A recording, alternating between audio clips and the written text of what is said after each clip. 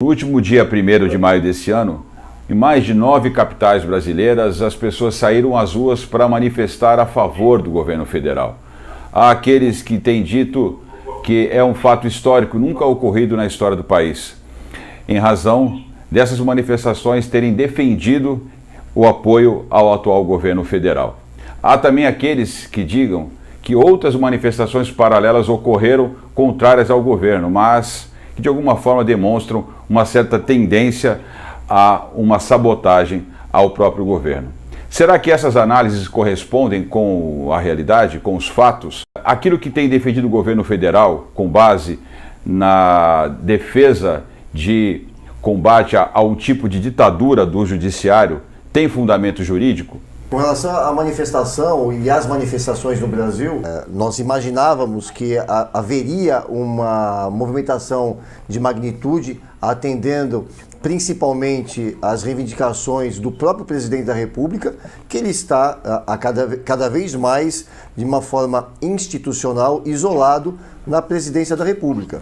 Vemos que várias outras instituições vem sobrepondo-se à competência estabelecida na Constituição Federal e conforme você havia até comentado no princípio, o risco de uma ruptura institucional, essa ruptura já houve, já existe, principalmente em razão do Supremo Tribunal Federal e de congressistas, né, do Congresso Nacional que, ao invés do debate político dentro da Câmara ou do Senado, enquanto minoria, eles levam o que deveria ser no Parlamento, né, de uma forma democrática, com seus legítimos representantes do povo brasileiro, eles vão reivindicar a pauta ou a demanda ou até a anulação de uma votação constitucional dentro do Parlamento, seja na Câmara, no Senado ou até no Congresso, conforme o projeto de lei votado e discutido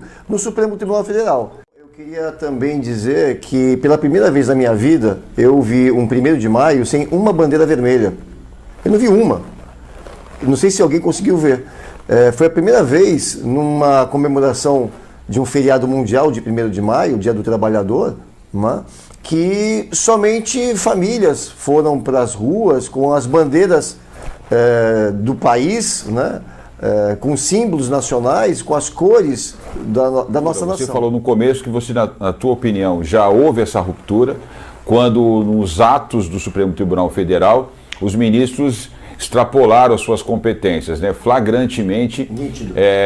E aí, vamos falar até de uma coisa que é muito comum a nós dois. Você é delegado, eu trabalhei com segurança pública há muitos anos, nós sabemos que um inquérito jamais pode ser conduzido pelo judiciário, né? O inquérito precisa de todo aquele processo, né, inquisitório, e o judiciário tem que estar ali numa condição neutra, né, de neutralidade para avaliar provas, enfim, né, tem a função do Ministério Público de acusação. Quem tem o mínimo conhecimento de direito conhece isso, quiçá quem está lá no Supremo Tribunal Federal. E quando os caras flagrantemente rompem essa barreira, né, eu entendo quando você quer dizer que houve aí uma invasão de competência e uma ruptura no nosso sistema. Agora, vamos falar do ponto de vista prático, né? Como é que a gente está lidando com essa realidade e como é que você, como agente político, vê os desdobramentos desses riscos todos?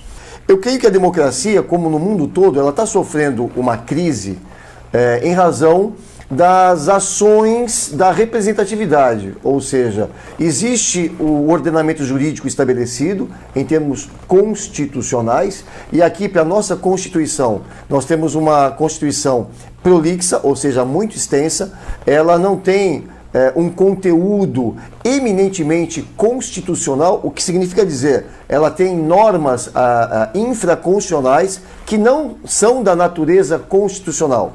Nós temos as regras estabelecidas, principalmente, e aqui vale a pena destacar, na estrutura do Estado, na tripartição do poder, não é? E eu creio, como foi comentado, que o quarto poder não é o Ministério Público.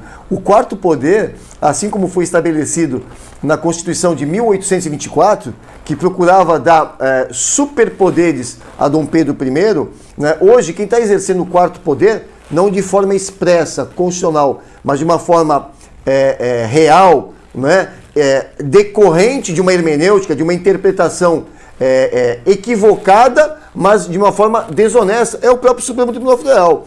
Eu até achei bem oportuno a preocupação do deputado em ressaltar que não estaria atingindo a democracia com determinado comentário. Nós hoje, num programa democrático como esse, que tem o cunho de reflexão social, jurídica, política, enfim, nós temos que ter a cautela de ressaltar, olha, eu não sou contra a democracia. Não, isso aqui é democrático. Eu tenho o direito a criticar qualquer instituição que não esteja cumprindo a lei. Em tese deveria, né?